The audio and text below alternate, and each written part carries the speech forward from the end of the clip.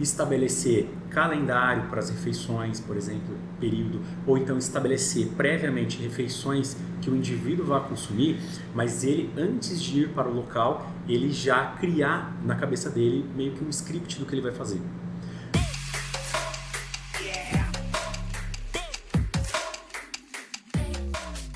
Fala galera, beleza? Chegamos a mais um episódio do podcast de pouco em pouco.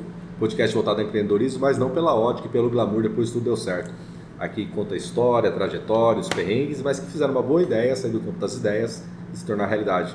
Estou aqui, o Emerson Gomes, representando a Bússola Consultoria e Gestão Empresarial, e o Luiz. Eu, Luiz Vacari, representando a restaurante Love Burger e restaurante Anat também. E eu quero aproveitar para pedir para você, gente, esse podcast, ele fala sobre empreendedorismo. Então, nada melhor que você compartilhar, curtir, mostrar para o seu amigo, né, que aqui tem muita história bacana. Muita história. História de gente que às vezes começou com uma parcela do seguro-desemprego e hoje tem empresa, tem funcionário. Então, se você curte, se você compartilha, o YouTube entende, o algoritmo vai entregar para mais pessoas. Então, faça o favor para a gente, curte, se inscreve aqui para receber as notificações, compartilha esse vídeo que ajuda bastante a gente a engajar. Valeu? Legal? E, gente, hoje a gente recebe aqui, a gente tem a honra de receber, referendado por vários amigos nossos aí que falam hiper bem do trabalho, Vinícius Zago, nutricionista. Vinícius, é um prazer receber você aqui, uma honra ter aceito o nosso convite. Apesar de bastante gente te conhecer e seu trabalho ter bastante repercussão, para quem não conhece, quem é o Vinícius? Bom, primeiro, obrigado pelo convite. Para mim é uma honra estar com duas feras aí, professores, né, como falamos antes. Vinícius Zago é um antigo bodybuilder, né, atleta de fisiculturismo, que foi invadindo cada vez mais o espaço dentro da nutrição, hoje com uma outra vertente de trabalho, mas algo muito voltado à saúde, bem-estar dos indivíduos. Hoje a gente tem um foco muito grande no trabalho completo desse indivíduo, né, no trabalho de bem-estar, de comportamento alimentar. Hoje, para nós, é valorizar o ser humano mesmo, como profissional da área de saúde, né? Não ser mais um profissional que olha o paciente como um número apenas. Legal. Mas da onde que surgiu, primeiro, a sua vocação para o fisiculturismo? É uma coisa que desde pequeno, desde criança, você gostava de ser? Você transitou por outras áreas? Conta um pouquinho mais. Acho que ser forte, ou vontade de ser forte, acho que toda criança, às vezes, algum dia teve, né? Quando eu estava na adolescência, eu acabei querendo me engajar um pouquinho na musculação, algo mais para recuperar um efeito estético um pouquinho ruim que eu estava na época de ganho de peso. E aí então comecei a engrenar na musculação. Magreza? Não, de sobrepeso. Mas chegou a ser muito excesso? Não, sobrepeso mesmo. Sobrepeso. Uma taxa aí de uns 12 quilos a mais do meu peso correto, né? E aí fui acabando meio que picado pelo mosquito aí do vício da musculação, acabei gostando demais daquilo. E comecei então a ser cada vez mais disciplinado naquilo, isso com 17 anos. Eu fazia outras modalidades de esporte, por exemplo, luta, natação, mas devido a um pequeno acidente que eu tive que me afastar e por isso eu ganhei peso. E aí então comecei a dar sequência a isso, comecei a gostar muito da musculação, aquilo me viciou, me encantou muitamente. E aí, então eu quis buscar cada vez mais conhecimento. Só que isso a gente está falando de 18, 19 anos atrás. Então era um campo... Não existia uma escola para isso, né? Hoje nada. Tem, né? Hoje Quero tem ser muita bodybuilder, base. por exemplo. Hoje tem muita base. Né? Uma das minhas pós-graduações é em bodybuilding coach, por exemplo. Mas, na época, você não tinha uma base para você buscar, nem profissionais que tivessem esse segmento. Eu nem conhecia, de fato, o fisiculturismo. Era uma coisa que... Eles só olhavam um marombeiro na academia e olha lá, né? Na época se chamava condicionamento físico e não musculação. Então, eu comecei a engrenar nesse sentido. Comecei da minha própria vontade de restringir alguns alimentos, podar um pouquinho melhor os hábitos que eu tinha ruins naquele momento. E comecei, então, a emagrecer e construir um físico. Aquilo me encantou muito e começou a acender uma coisa dentro de mim de disciplina, de horário, de rotina, etc. E foi indo. Só que com o passar de 1, 2 anos eu fui buscando cada vez mais conhecimento. Ainda que conhecimento naquela época vago, um pouco em ciência, era um pouco mais voltado a blogs, era mais experiências. Exato. Profissionais antigos, né, que tinham uma base sólida, mas que davam algum norte. E aí eu pensava que um dia eu faria nutrição como autoconhecimento, algo para mim mesmo, não para uso de trabalho, até porque nutrição era um campo fraco, né? Era um mercado que você dependeria muito mais de atender num convênio médico do que de fato dar um custo particular como é hoje. E aí então fui buscando isso por conta ali, esses materiais, só que ainda a minha área inicial de formação foi outra, né? Foi direito, minha primeira formação foi essa. Isso posto, dito isso, Contudo, entretanto, então é uma coisa que eu acabei mudando de assim, na escolha, porque eu queria muito a área de segurança pública, fui policial, né? Isso lá no passado. Então você chegou a ser policial? Sim, 4 anos militar, Polícia Militar, civil? Polícia Militar lá em São Paulo. Então eu mirei a uma coisa que eu tinha como vontade, eu sempre gostei de militarismo, sempre gostei disso. Você então, foi um cara disciplinado, na verdade. Sim, né? sempre quadrado, assim, sabe? Gostava disso, até hoje gosto. Isso é bom. E aí acabou que aquilo eu enxergava como de fato futuro ou uma carreira. Né? Na minha cabeça eu seria um funcionário público e estaria ok, né? Não sabendo ainda da vivência do empreendedorismo. Foi eu passando os anos, concluí minha faculdade de Direito, concluí a período na Polícia Militar e então em 2014 eu saí. Só que quando eu saí... O Direito e a Polícia Militar junto? Foi em conjunto. Eu comecei primeiro Direito, aí então na sequência ali no curso em si, eu passei no concurso e fui seguindo também lá. Aí trabalhei, morei um período em São Paulo e aquele bichinho da nutrição sempre na minha cabeça, sabe? Eu acabava talvez estudando mais de nutrição só você às cegas, tá? empiricamente, do que de fato foi por direito. Então eu fui lá e coletava o que eu podia. Isso me trouxe bastante informação para a época, porque por mais que a gente não tinha uma base teórica sólida ainda na época, como se tem hoje disponibilidade de estudo científico, ainda assim a gente estava contando com a opinião de pessoas muito fortes na época, né? Fortes no segmento, né? Que eu quero dizer, de experiência. Sim. Então isso ajudava muito e para mim, para o meu físico, essas coisas davam muito certo. E aí eu fui cada vez mais buscando saber sobre isso. Quando eu pedi a exoneração da polícia, em 2014, eu acabei tentando alguns outros concursos, fiquei uma janela aí para ver se abria alguma coisa boa no estado de São Paulo e as coisas não foram aparecendo. Meus pais tinham uma drogaria na ocasião, fui trabalhar como balconista de farmácia para eles por um bom período.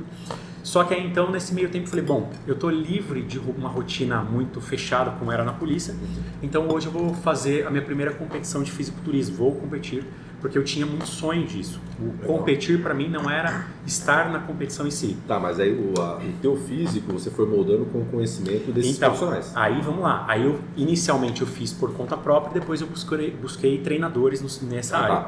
Então eu tive meus coaches, etc., por várias vezes, para adquirir mais informação. E também uma visão de fora, né? É como no empreendedorismo. Sempre uma pessoa mais velha, mais experiente, tem uma visão mentor, né? Muito melhor, exatamente. Vai te quebrar, vai te evitar, vai te acelerar resultado e vai evitar dor de cabeça. Completamente. Então aí acabou que eu sempre tive esses mentores na minha vida, o que me levou a ter um físico assim, cada vez melhor, mais rápido de fato. Foi passando o tempo, aí eu comecei a ter cada vez mais informação, mais bagagem, e aí começou a aparecer uma leva de indivíduos que também queriam ser atletas, me buscando para assessorá-los, seja no momento treinamento pré-palco, de competição de pose, ou então uma finalização, o protocolo em si da dieta, etc. E aí começou a coisa puxar cada vez mais. Foi aí que então eu me direcionei para a nutrição de fato. Você falando isso para mim, eu acho que eu não conheço muito a rotina. Não sei se o Luiz, o tanto que ele tem desse conhecimento, mas eu acredito que muita gente do nosso público nem imagina qual que é a rotina do fisiculturista. É puxado. Conta um pouquinho pra gente como que treinamento da alimentação, puxado, campeonato. Total, né? Alimentação e assim, treino, né? Você não faz nada que não seja prazeroso para você. Como empreender, por exemplo, tem suas enormes dificuldades, mas tem que ter algum benefício, porque senão você não faz, né?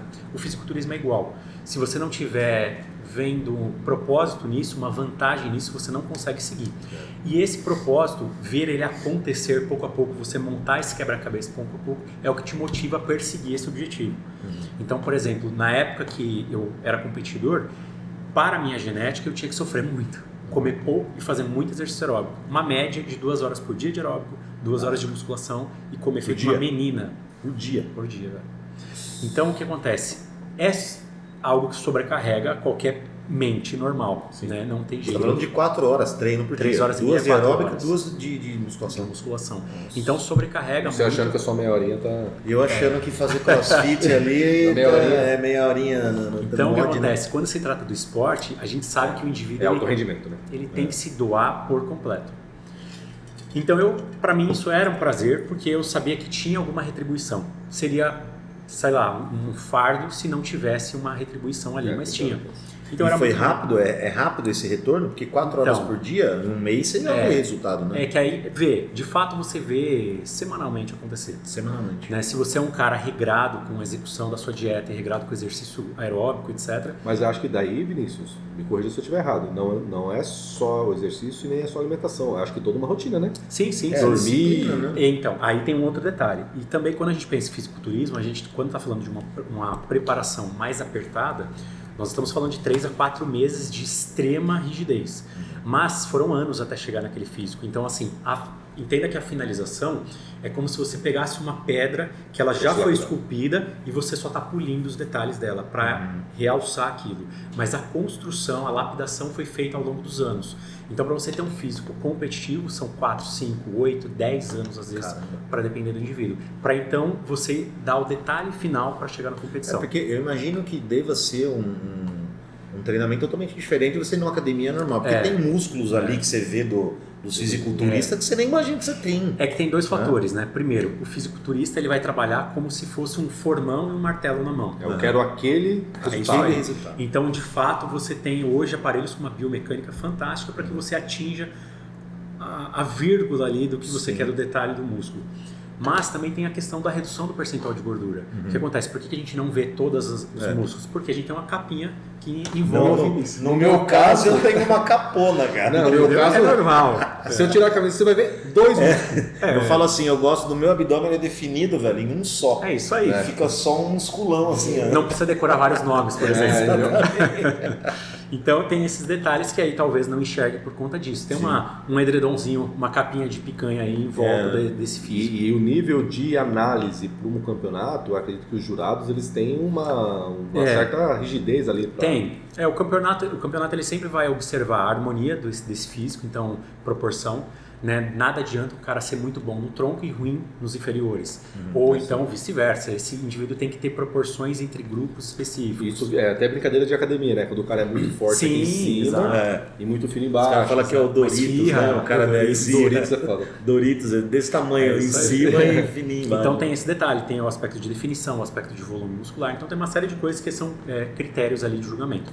É um esporte que é subjetivo o julgamento, infelizmente. Então, se você vai ter 4, 5 árbitros, no caso 5 árbitros, né, um número ímpar, mas você sempre vai ter uma condição que é do ser humano julgar.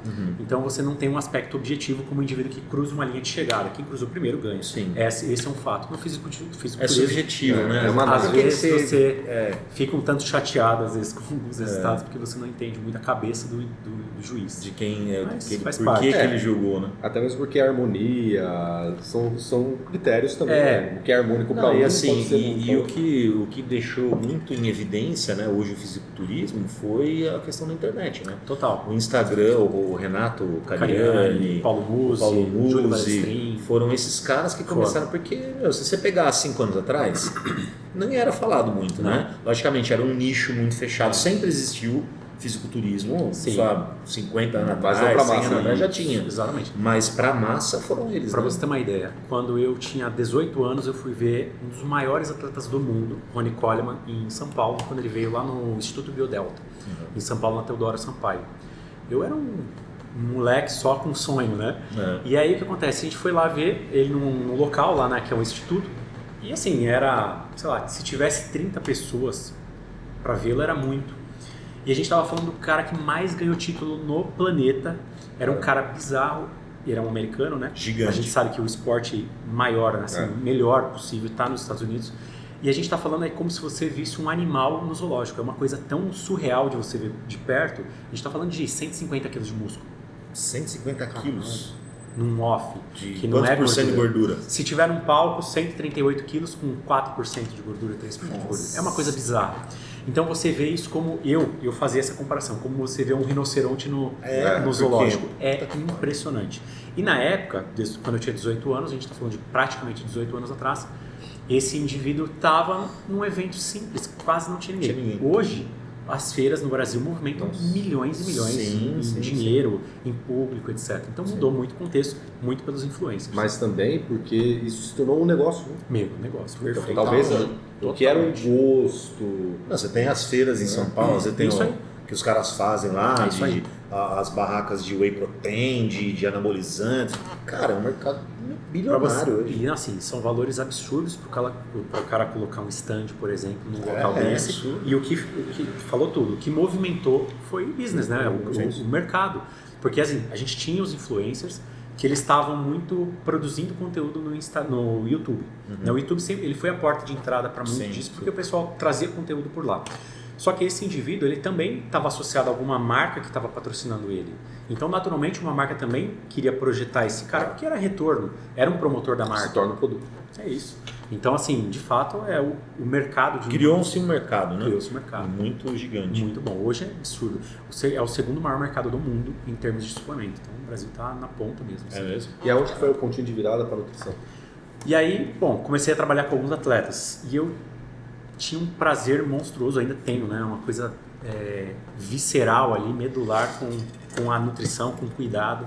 Na época, era muito relacionado ao resultado, então eu gostava de pegar um indivíduo e transformar esse indivíduo. Muito gostoso. Um projeto. Era muito bom. E isso começou a fazer cada vez mais sentido na minha vida. Eu tinha saído da polícia, eu já tinha estado num outro contexto de vida, passando provisoriamente por um outro trabalho que não era ainda o que eu queria como finalidade de profissão, etc. Mas eu vi na questão do fisiculturismo, na nutrição, uma forma então de poder criar o meu próprio trabalho, algo que me desse prazer e eu fosse o indivíduo que modelasse o meu próprio gosto. Na polícia, por exemplo, uma das coisas que incomodava era justamente o fato de você ter que comprar aquilo pronto. Se você está num local que você não gosta e você vai ficar lá, você tem que aceitar as normas do jeito que é. Infelizmente, a gente está falando de Brasil, Estado é uma desorganização, meio BOP 1, sabe? Então, você ou aceita isso ou você pula fora. E eu resolvi pular fora. Foi por isso, então, que eu comecei a perceber que dentro da nutrição e do fisiculturismo eu conseguia projetar exatamente o que eu mais gostava, entendeu? Da minha forma de trabalho. É o conceito do empreendedorismo, né? É que a gente sempre fala assim, pô, se você não está satisfeito... E tem muitas vezes as pessoas são CLT e reclama que não gosta da política da empresa, não gosta do seu querido. Ela fala, cara, então sai, faça a empresa. Vai aprender e faça do seu jeito. Né? E tem uma frase que eu gosto, desculpa por isso. Se o que você reclamou hoje é o que você reclamou ontem, o que você está fazendo? Total. Porque assim, tá bom, não estou satisfeito, alguma coisa me cutucou ali, não tá legal. Tá, você já reclamou isso ontem. Você está reclamando isso hoje, de novo? Você não se moveu nada? Uma coisa que nós observamos, assim, eu comecei a perceber depois de empreender, de ter equipe, é que muitos indivíduos que eles estão do outro lado, né, dessa ponte, não é todo mundo faz parte do mesmo meio ali da equipe, mas sempre você vai ter um cara que ele rema muito mais do que todo o resto, é natural do empreendedor, ter uma rotina extenuante, uma carga horária desumana muitas vezes. E você observa que às vezes o indivíduo que ele reclama reclama por ele não ter dimensão de como é a realidade do empreendedor, ou então da possibilidade de você implementar coisas ali. Porque nem você pode ter várias ideias, mas não significa que você consiga implementar tudo. Exato. Principalmente em locais como o nosso país, que a gente tem sérias dificuldades para o empreendedor. Então, essas coisas aí você acaba observando que o indivíduo, muitas vezes, ele está naquela posição, mas porque ele é o indivíduo de reclamar e não de executar. Não, isso está cheio, né? Fala assim, infelizmente no país, né, ela não entrando para essa vertente, mas parece que existe essa coisa de CLT contra patrão, né? E, é o vilão, né? É o vilão, o patrão sempre é o vilão. Mas o cara que está ali, né? E eu falo isso porque eu já fui CLT e eu olhava, quando eu era molecão, 17, 18 anos, eu trabalho desde muito cedo, faz muito tempo, 44 agora, mas assim, eu já tive nesse lado de olhar para o patrão, o patrão é malvado, porque o cara vende pra caramba, me paga mal, mas a hora que você começa a empreender, que você começa, primeira dor de cabeça do empreendedor é quando você contrata alguém. É isso aí. Quando você está fazendo tudo só por você, tá lindo, aí você põe alguém para te ajudar. Aí aquela pessoa começa a reclamar, aí falta, e aí você fala... Aí se torna você lá de trás. Aí se torna eu lá de trás, exatamente. Mas é interessante você passar pelas duas pontas, porque eu falo, o cara que é CLT, cara, empreende uma vez na sua vida, para você entender que o patrão não é o teu inimigo. Mas é questão de ser pedra de vidraça. Exatamente. É muito fácil a gente reclamar. Muito mais fácil você jogar a pedra, né? E não dizendo que não existam empreendedores que são ruins também. Tem também. Com certeza. Né? Não estou dizendo, puxando só o saco do empreendedor porque eu sou empreendedor. Não. É que eu acho que a visão dos dois lados ela é importante para você julgar. Exatamente. Esse é o problema. O problema é que a gente só quer julgar com... Se você sendo empreendedor, você já foi CLT, você consegue olhar dos dois lados. É isso. Agora, você só é CLT e você não olha o lado do empreendedor, como você julga se você não passou? Mas por mais, às vezes, tem gente que a gente conhece, né, que o cara tentou empreender. Isso. Às vezes não é pra ele. Aí ele voltou a ser CLT e tá tudo outro bem. olhar. Mas aí é com outro olhar. Aí tenho certeza que é o cara que vai lá apagar a luz do banheiro se tá aceso, desligar a lâmpada. Porque aí o cara começa a ver as dores do empreendedor. Porque não é fácil, cara. Não é fácil. Vinícius, e você acha que o fato de você ter sido fisiculturista e depois indo mais para nutrição te deu um diferencial? Deu. Meu início de carreira foi muito bom para isso. Porque na época, a gente ainda está falando de alguns anos atrás, né? Eu comecei a atender 8 anos atrás. Tinha menos pessoas praticando isso, então acabava que com o físico distinto um pouquinho dos demais, isso era um cartão de visita. Certo. Óbvio que nicha um tanto, né? Você acaba segmentando muito. Que querem aquele resultado. Natural. Mas acaba reproduzindo o nome, e nem todas as pessoas que, por mais que elas almejem um resultado perto daquilo, elas não querem exatamente aquele resultado. Então, se ela chegar às vezes a 30%, 40% do que você já tem, para ela tá ótimo. Então, muitas pessoas vieram por isso. Então, no fisiculturismo, ele foi a base inicial, me trouxe muita informação, inclusive, até porque eu comecei com um diferencial trazendo estratégias que a gente usava no fisiculturismo, com relação a ciclagem de calorias, treinamento, uma série de coisas, exercício aeróbico, como a gente falou, etc. Então, a gente tinha alguns diferenciais como estratégia, e isso foi muito bom. Isso fez uma expansão do nome em um certo tempo, até que pequeno tempo, né? E aí foi ajudando. É que a gente foi mudando o nosso nicho a partir de 2021. E hoje o nicho é? Hoje a gente trabalha muito com longevidade, emagrecimento, o ganho de massa magra ele entra, mas num contexto menos, como posso falar, menos bitolado, menos insalubre, talvez. Mas você foca mais em esportistas mesmo? Hoje menos, hoje mais clínica, hoje muito mais longevidade, emagrecimento, e se for o lado do ganho de massa magra, um contexto bem distante do que é o fisiculturismo, entendeu? Sim. Tanto que a gente já não tem mais nossa linha de trabalho fisiculturista para trabalhar. A gente não tem esse serviço mais. Não tem mais. E assim, comparando, para quem está assistindo a gente, né? Qual é a diferença da nutrição para fisiculturista ou para uma pessoa que quer um resultado com volume, com medidas, e uma pessoa que quer mais longevidade? Muito assim, se a gente pensar no indivíduo, o que vai mudar principalmente é a conduta dele. Tá. Por quê? Porque dá para você ter dietas semelhantes em alimentos e distribuição de alimentos. Óbvio, sempre você vai olhar pelas calorias totais, macronutrientes, mas de uma certa maneira você consegue projetar uma dieta saudável para qualquer modelo. O fisiculturismo ele tem uma ressalva do passado, aquele frango com batata doce, que muita gente colocou isso como quase um mito, porque o fisiculturista tinha um grande físico, logo ele come frango e batata doce, então é isso que vai dar certo. Inferências, né? É isso. Só que a gente hoje, pela ciência, a gente quebrou muito esse padrão e hoje a gente sabe que coloca um cara no palco com excelente qualidade física, comendo até doce antes de ir pro palco. Isso é possível. Mas por quê? Porque existe ciência e cálculo. O corpo ele segue uma bioquímica que, de certa maneira, você estabelece cálculos também. Existe uma lógica no nosso corpo. Existe. Óbvio que tem nuances ali de pessoa para pessoa, mas você consegue, então, mapear através das cálculos de equação calórica e a quantidade de calorias.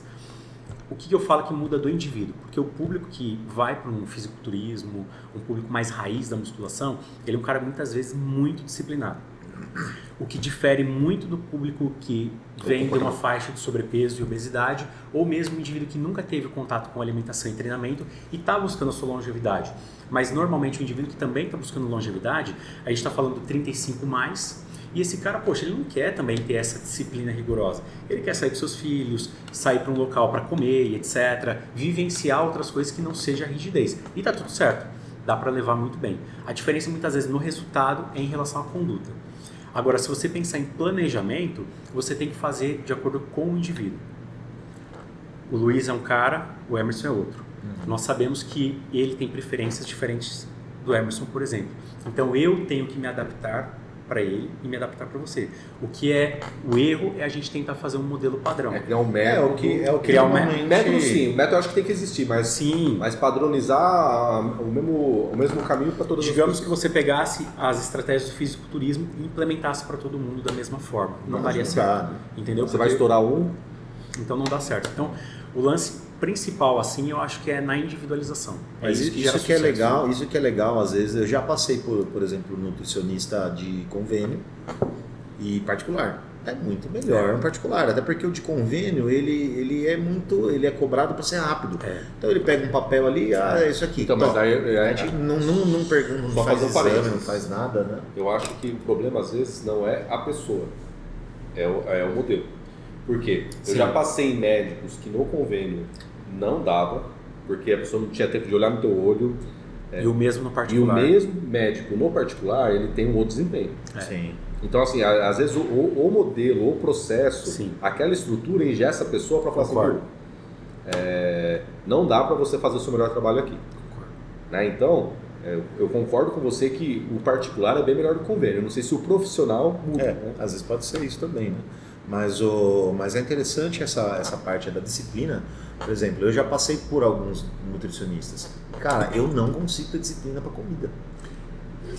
Eu como lanche todo dia, cara. Se deixar o lanche como lanche. Por isso que você abriu uma hamburgueria. Pizza, eu como tudo. Eu como errado pra caramba. Eu treino, não deixo de treinar. Mas pelo menos. Mas isso. Mas acho que o Vinícius pode ajudar a gente. Você? Eu preciso passar lá no Vinícius. Mas eu acho que tem muita coisa a ver com o comportamental e com a mente da pessoa, né? Porque, por exemplo, eu conhecendo o Luiz, eu sou amigo do Luiz de tempos, né? E eu tenho um pouco também disso. Quando a gente está muito ansioso, come mais, né? Então a gente não consegue controlar. Então, tô ansioso, acordei de manhã, tem 3 pedaços de pizza do dia anterior, você mete pra dentro. Você né? vai que vai, né? Tem estratégias para dar uma melhorada, para dar uma filtrada. Ou quando você quer celebrar, né? Hoje deu tudo certo, trabalhei pra caramba, deu resultado, e você vai lá. Eu mereço, né? O famoso comportamento ele é bem complicado, ele é bem denso, porque ele cria raiz em várias situações. Tanto situações de comemoração, de alegria, como situações ruins, por exemplo, que em grande parte vai levar o indivíduo a comer. O que a gente tem que trabalhar algumas vezes são estratégias para que o indivíduo consiga ir criando às vezes barreiras de acesso ali, para que ele não tenha isso com tanta facilidade e, obviamente, às vezes tem que fazer um trabalho de reflexão, de reeducação. Sim. Existem hoje, por exemplo, profissionais na área de psicologia que fazem um trabalho fantástico nesse segmento. A gente trabalha muito comportamento alimentar lá, só que muitas vezes somente no horário de consulta e mesmo alguns contatos que a gente faz com o paciente não é o suficiente. Às vezes o indivíduo numa terapia ele consegue quando são casos mais severos que o de vocês, né, no caso. Então é uma raiz extremamente profunda. É muito mais psicológico do que... Você acha que o principal do seu trabalho é a primeira pessoa que bala nas crenças? Dela com ela mesma? Hoje tem, porque a gente vive um fla-flu nesse sentido, sabe? Infelizmente a internet ela tanto traz coisas boas como ruins. Não estou falando que eu sou o dono da verdade, mas eu procuro sempre estar respaldado no que a gente tem de mais base científica. Meta-análise, revisão sistemática, etc. Só que o problema é que hoje o discurso radical ele engaja. Então você vê muitos médicos ou nutris super populares, mas com discurso... Sensacionalistas. Total. Que ele mais distancia o paciente da nutrição do que aproxima. E o ideal, na verdade, é pegar o Luiz, por exemplo, que tem esse hábito, e entender como fazer para esse indivíduo ter um hábito de vida melhor e não continuar na mesma. Porque se eu pensar, mas tal alimento é ruim, tal... Tudo bem, mas se eu deixar ele no mesmo contexto que ele está, ele pode ter um avanço num problema de saúde. Agora, se eu conseguir entender o lado dele para aproximar ele da nutrição, é aí que eu trato o indivíduo. Então, hoje que tem de dificuldade, que ainda infelizmente tem que quebrar alguns mitos mesmo. Até porque você privar uma pessoa que está passando por uma nutrição, que está querendo ter um hábito um pouco melhor, e você privar o cara de tudo... Você não resolve. É a mesma coisa que o cara querer começar a academia e querer já levantar 200 quilos. Você não trata. Você sabe que uma coisa, eu vou fazer um comparativo, não tem muito a ver, mas às vezes a pessoa vê que uma pessoa era sobrepeso, uma pessoa ela tinha um outro visual e ela conta, ela vai contando. A minha irmã, essa daqui, ó. Depois o Gui, ela passou aqui pela gente, ela perdeu 42 quilos, cara. Legal. E ela perdeu sem fazer bariátrica. Ela tinha comido uma outra pessoa. Ela tinha, beijo pra você. Beijo pra você aí. Ela perdeu 42 quilos em nutrição e o que treino. É muito difícil. Muito difícil. Você sabe que a gente tem uma reincidência pro peso muito grande depois do emagrecimento. É muito difícil, né? Infelizmente. Então, mas... provavelmente ela mudou 100% o estilo de vida dela. Eu brinco com ela e ela parecia aquele do filme do Guerra nas Estrelas, que tem um verdão, um bordão assim. Yoda, não? Não é Guerra nas Estrelas, é um bicho extraterrestre. É grande, ele é gordo. Sei. E ela era assim, com a papada assim. Cara, você vê uma foto dela antes e depois. E assim, o indivíduo sofre muito com isso. É uma coisa extremamente complexa. Então, mas o comparativo quer fazer o seguinte: a pessoa, às vezes, ela está acompanhando aquela pessoa, ela tem uma referência naquela pessoa, e aquela pessoa começa a contar a história dela. Olha, então, porque eu comecei a comer isso, comecei a fazer aquilo, e ela, antes de procurar um profissional, quer fazer igual. Ela tenta a pessoa. replicar aquela história de sucesso, aquele case de sucesso, mas que talvez serviu para aquela pessoa e não sirva para ela. Exato. Mal comparando, né, e aí vem a comparação, é roupa. Às vezes você enxerga uma pessoa com uma roupa e está vestido bacana, e aí você fala assim, se tal pessoa está usando, é mais ou menos o mesmo corpo que eu, deixa eu usar também, deixa eu comprar. E o marketing vai usar isso. E vai usar. Ele vai precisar uma pessoa com uma boa apresentação física para isso, justamente para criar esse efeito de comparação. Mas eu acho que, pelo que eu estou entendendo... Mas a rede social faz muito isso. Faz.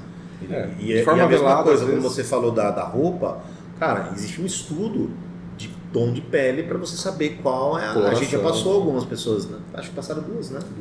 Duas meninas, moças aqui, que elas fazem exatamente de te colocar no melhor, olha para você e de imagem. desenha, consultora de imagem. Visagismo. Pega visagismo, cor de pele, qual é o melhor tom para você, o que você quer. Isso é um estudo, igual a nutrição, né? Para influenciar. De certa maneira é isso. Porque até, né, Vinícius, você me fala, você entende muito mais que isso, até porque existem estereótipos, né? Tem o mesomorfo, o endomorfo. Esse é um conceito, que foi propagado de uma maneira errada. É um conceito bem antigo, que na verdade nem foi criado por nutricionistas, né? Na verdade foi um conceito meio criado no passado para entender alterações, por exemplo, da massa corporal do indivíduo. E eles criavam um padrão que era ectomorfo, mesomorfo e endomorfo. Que é o magrinho, o mediano e Só que aí o que aconteceu? Expandiram isso na internet, internet terra de ninguém, que o Emerson ele é mesomorfo e o Luiz ele é, por exemplo, endomorfo. Você não é, você está. Exato. Era uma classificação que foi criada no passado para designar o momento do indivíduo, aquele momento. Por exemplo, se você pega um indivíduo que tenha 130 quilos, você vai olhar, você vai falar que é endomorfo. Só que se você encontrar de repente ele 2 anos depois e ele tem 70 quilos, você vai falar que é ectomorfo, certo? Porque é momentâneo. Mas isso também não serve para porcaria nenhuma. Entendi. Porque muita gente tem esse mito de que você tem que fazer uma dieta com isso. E não existe ligação científica que prove que você tem uma dieta para esse modelo. Porque a dieta ela é feita calculada sobre o gasto energético do indivíduo. Então, se o indivíduo pesa 70 ou o mesmo indivíduo pesar 100 quilos, ele tem uma diferença muito grande de metabolismo nessa hora. É aí que você entra com o cálculo. Entendeu? Então, o seu trabalho inicial é fazer esse diagnóstico.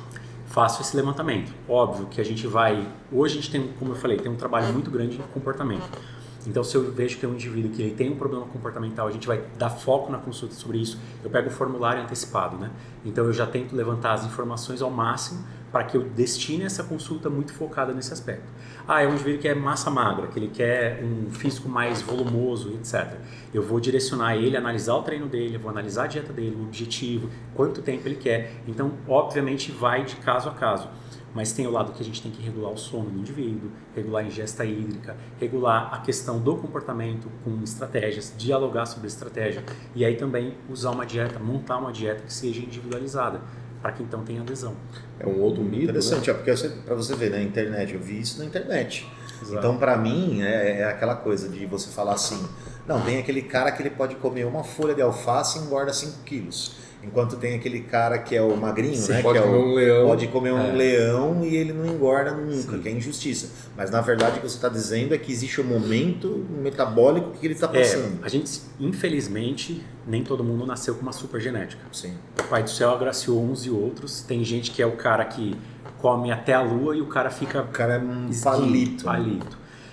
A gente sabe que esse indivíduo tem um gasto energético maior do que outros. E aí, às vezes, tolera melhor, tem uma sensibilidade à insulina melhor, tem alguns aspectos metabólicos melhor. Mas mesmo ele vai ter dificuldade para ganhar peso. Então, vai ter. Por isso que entra o cálculo. E aí, o que acontece? Quando você tá para montar um planejamento em cima do indivíduo, você vai levar em consideração, primeiramente, o gasto energético total desse indivíduo para o dia dele. Monta a dieta, se é uma dieta para déficit calórico, ou seja, menos calorias do que o indivíduo gasta no dia, ou se é para superávit calórico, para ganho de peso, por exemplo, tem várias estratégias, certo? Mas você vai se basear primeiramente no cálculo. Óbvio, se a gente está falando de um indivíduo que está em obesidade, esse indivíduo em quadro de obesidade, ele vai ter uma resistência um pouquinho maior, porque ele tem um metabolismo um pouquinho prejudicado nesse momento. Então é natural que você possa apertar um pouquinho mais esse déficit, calculando essa diferença que esse indivíduo até gerar o hábito. E aí você vai colocando pouco a pouco a estratégia, entendeu? E o que você pode considerar, eu sei que depende do indivíduo e tal, mas o que você pode citar para gente de grandes vilões? Tá. Para uma dieta ou para um processo aí de ganho? Principal vilão, acesso. É o número 1. Facilidade, eu desinstalo o iFood. É isso aí, verdade. velho. Entendi. Desinstala o iFood. Você sabe não que- Não pode comer doce, não tenha doce, é isso? Basicamente. É óbvio que isso não blinda ninguém. Infelizmente, a gente sabe que a gente tem acesso muito fácil. Sim. Mas, por exemplo, você citou do iFood, Luiz. É uma das estratégias que a gente coloca, óbvio, tem várias estratégias, a gente trabalha com uma pancada delas, mas o desinstalar faz com que você tenha uma necessidade de reflexão do porquê você fez a exclusão daquele aplicativo. E te dê um tempinho a mais de reflexão antes de você ter um impulso. Tira o nele. instinto. Esse é um Que é motivo. instinto. Que é o gatilho, né? É o Ter em gatilho casa, rápido, né? exato. Ter em casa, por exemplo, não ter o doce. É óbvio, se você tem vontade, dá para adaptar isso dentro de uma dieta? Dá. Se o indivíduo for responsável. Mas dentro do plano, né? Dentro do plano, é isso Exato. aí. Só que o indivíduo tem que entender que ele é a parte mais importante desse processo e responsável. Não adianta nada você executar algo mentindo para si. Exato. Ah, eu tô lá, eu vou comer o meu doce na dieta, mas toda vez eu vou lá e Eu extrapolo. mereço. Então eu tenho Só que... se vive uma vez. Exato. Eu tenho que ser adulto o suficiente para entender se aquilo está sendo um vilão ou então está sendo benéfico a adesão ao plano. Se está sendo um vilão, evita ter em casa. Eu vejo que assim, o que eu mais trabalho com os pacientes de erro está muito no acesso. Outro erro grande, final de semana. Vira farra, né? Então todo mundo... Dia do lixo. Eu mereço, eu ou mereço, só N se não. frases aí que vão ao encontro do que o indivíduo quer. Então tem esse trabalho. Aí a gente tem estratégias como muitas vezes monitorar pelo aplicativo de contagem de calorias, que é uma forma, estabelecer calendário para as refeições, por exemplo, período, ou então estabelecer previamente refeições que o indivíduo vai consumir, mas ele, antes de ir para o local, ele já criar na cabeça dele meio que um script do que ele vai fazer. Evitar locais, por exemplo, que são de abuso alimentar, digamos assim. Se você vai no restaurante à la carte e você vai no rodízio, seu comportamento é completamente diferente. Total. Não, A palavra rodízio já liga eu preciso fazer valer o que eu tô pagando. Eu, Emerson, tem algumas palavras que me tornam um ser humano pior. Rodízio? Chupe à vontade. Rodízio. Como fala bar? Open bar. Open bar. Nossa senhora. Não, porque realmente, o Vinícius falou tem toda razão. Porque uma coisa é se você vai lá pagar X e está incluso um buffet, mentalmente você fica tentado. E tem outro ponto, uma coisa que as pessoas não dão atenção. Você fica tentado porque na sua cabeça você não vai levar prejuízo, você vai dar prejuízo. Esse é um ponto clássico. Sim. Só que o ambiente, ele é muito contaminante. Sim. Então, se você vai num restaurante, digamos que você vai numa casa de carne ou um restaurante japonês, e você vai num ambiente que é rodízio, todas as pessoas ao redor, elas estão praticando a mesma coisa que você. O garçom, ele vai te servir livremente, então você não tem que ter nenhum tipo de pudor com ele, porque você sabe que o acesso é livre. Mas digamos que agora você vai num restaurante à la carte, sofisticado, caro, por exemplo, e você está num ambiente onde as pessoas ao redor estão polidas ali, de certa forma, no comportamento. Não estou comparando classe nem nada do tipo, mas sim quantidades. Você não vai pedir para o garçom trazer 10 pratos na sua mesa. Você vai escolher muito bem. Você tem uma etiqueta para respeitar, você tem a sensação de que você está sendo observado. Então o ambiente também faz. Assim como pessoas, grupo que o indivíduo frequenta. Se o indivíduo frequenta um grupo de pessoas que todas elas têm hábitos extravagantes, por exemplo, de consumo alcoólico, de consumo alimentar, Você vai na onda, né? Ele vai na onda. Ele pode estar querendo lutar contra isso, mas quando ele se vê numa situação que ele está aflito, ou ele quer comemorar, ou ele está de qualquer emoção lá, estímulo interno que ele tenha, e ele quer mexer, ele está aguçado para isso, ele vai ter toda a oferta dele, e ainda o pessoal dando tapinha nas costas para encorajar, acabou. Então o ambiente é muito importante. Tanto que, não sei da sua irmã, mas que eu vejo muitos dos pacientes falarem quando tem grandes mudanças de estilo de vida, de peso e tudo, eles muitas vezes mudam até mesmo o segmento onde eles frequentam, etc. Sim, mas eu acho que isso aí, Vinícius, vale para tudo, né? Porque pro teu corpo vai fazer isso. Até para empreendedorismo, tua alma, né? Perfeito. vai fazer isso. O empreendedorismo é a mesma isso coisa. também, Mesma né? coisa. Se você estiver sempre num ambiente onde as pessoas Não estão adianta. falando mal do empreendedorismo, você vai empreender. Tanto que o indivíduo que acaba sendo empreendedor, ele perde amizades. Né? Perde amizade. O empreendedor ele é sozinho, né? Solitário. Ele é muito solitário, né? Porque ele divagueia, por isso que é legal os cafés, né? os cafés, encontros de empresários, encontros de negócios, onde você conhece pessoas que também estão passando pelas mesmas lutas que você. Né? Exato. E frequentar um ambiente correto, né? Isso para nutrição, para empreendedorismo, para tudo, né, cara? Vinícius, como que funciona o seu trabalho? A pessoa quer contratar você? Como e onde quer, passa o endereço certinho para o pessoal. Instagram. Nosso Instagram tem o meu pessoal, que a gente publica até um volume maior de informações, é @NutriViniciusZago, e tem o da nossa clínica, que é @ClínicaViniciusZago. O escritório, né, o local de atendimento, é aqui próximo até do nosso local de gravação, é na Avenida Pedro Blanco da Silva, 729. É um local bem tranquilo, de fácil parada. A ideia nossa, como eu falei, eu tinha um segmento muito mais voltado a esporte, só que a gente foi mudando muito essa comunicação, justamente para acolher o indivíduo mais. Como um bom fisiculturista no passado, eu era bem rústico, talvez, sabe? E isso você não resolve a vida das pessoas. Você não acolhe o indivíduo como um profissional da saúde deveria acolher. Então, inclusive a gente ganhou aqui, eu vou pegar aí, mano. É verdade, O Vinícius trouxe aqui um mimo pra gente, ó, gente, que cuidado, ó. Isso é o que a gente distribui para os nossos clientes. Que é beba água. Isso aqui é um gatilho, né? Acaba sendo gatilho. É para consolidar hábito, né? Então a gente acaba fazendo por vários fatores, né? Isso a gente acaba. Isso aqui todo mundo que passa com vocês para fazer uma consulta. Isso, dos planos específicos, nós temos segmentos diferentes, vários planos lá, né? Mas em grande maioria ali eu ganho uma coqueteleira, uma garrafa, uma camiseta, um kit, boas-vindas. Que legal. A gente sempre gosta de fazer para agradar e retribuir o paciente. Né? E aí o tempo de trabalho ele pode ser intermitente, ou existe planos? Depende muito do indivíduo. A gente tem pessoas lá que tiveram alta. O indivíduo ele foi melhorando cada dia, cada mês. Bateu o objetivo dele. E ok. Só que aí depende muito da área. Se é um indivíduo que busca massa magra, ganho de massa muscular, por exemplo, você trabalha com muito detalhe. Então, olha, o indivíduo sobe o percentual, você faz uma redução na dieta, olha, ele baixa, te dá condições de aumentar a quantidade calórica, então você brinca com os números em relação a ele. Para o indivíduo que está buscando uma reestruturação do estilo alimentar, emagrecimento, é óbvio que esse indivíduo ele precisa de um acompanhamento longo. A gente não está falando que ninguém vai resolver, e quem propagar isso é mentira. Não tem como resolver um emagrecimento de longo prazo, de quantidades maiores de peso em poucos meses. É um processo longo de fato, mas depois que o indivíduo alcança ali alguns anos de tratamento, ele tem total liberdade de seguir desde que ele tenha um aprendizado. Então vai muito do objetivo. Uma longevidade, por exemplo, o indivíduo ele consegue fazer um planejamento, digamos, curto prazo, porque ele passa a ter um novo estilo de vida, isso é o mais importante. Aí esse indivíduo consegue persistir com esse estilo, entendeu? E hoje os seus clientes, tirando, eu acho que você fez uma migração, e hoje você pega muito mais a longevidade. Em relação a homem, mulher, mais jovem, mais idoso, qual que é o teu foco? Hoje, o que a gente já levantou assim de dados internos, a gente tem um público 30 mais por enquanto, indo até números maiores mesmo. Tem pessoas de 60, de 50, mas tanto faz homem e mulher. Nós tínhamos um valor maior no passado de homens, hoje nós temos de mulher mais. Muito de homem porque a gente tinha muito mais o nicho da musculação, muito mais raiz nesse sentido, então naturalmente vinham mais homens do que mulher. Hoje a gente Quando fala de cuidado e bem-estar, a mulher se engaja mais.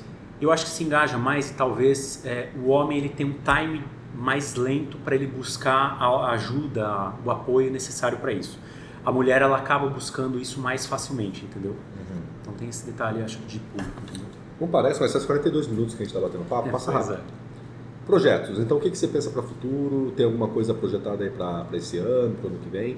Temos. Como eu te falei, faz 8 anos que nós começamos o atendimento e, na verdade, eu não tinha nem pretensões de ser empreendedor. Só era a ideia de profissional autônomo, atende...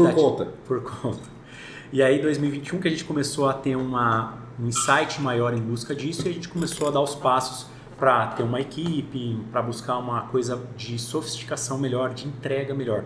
Porque por mais que um atendimento ele pode ser muito bom com o próprio empreendedor, como a gente falou, às vezes uma equipe de um só, né? No caso era eu e minha esposa só no começo. Eu empreendedor, exato.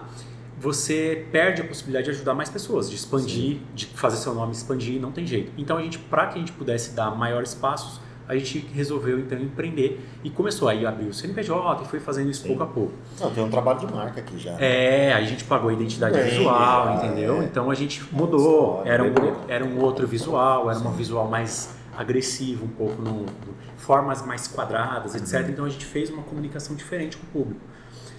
para que a gente alcançasse todos os públicos e não só mais aquela coisa maromba, performance, etc. E a gente foi direcionando. E com o passar dos anos que foi evoluindo o nosso processo lá, a equipe foi aumentando, hoje nós somos em 7, e aí a gente foi expandindo a qualidade também do trabalho. Hoje, o nosso alvo mesmo é justamente investir em branding para expandir cada vez mais o nome. Nós queremos mesmo ter um trabalho cada vez mais volumoso e que isso também traga um efeito de transformação maior.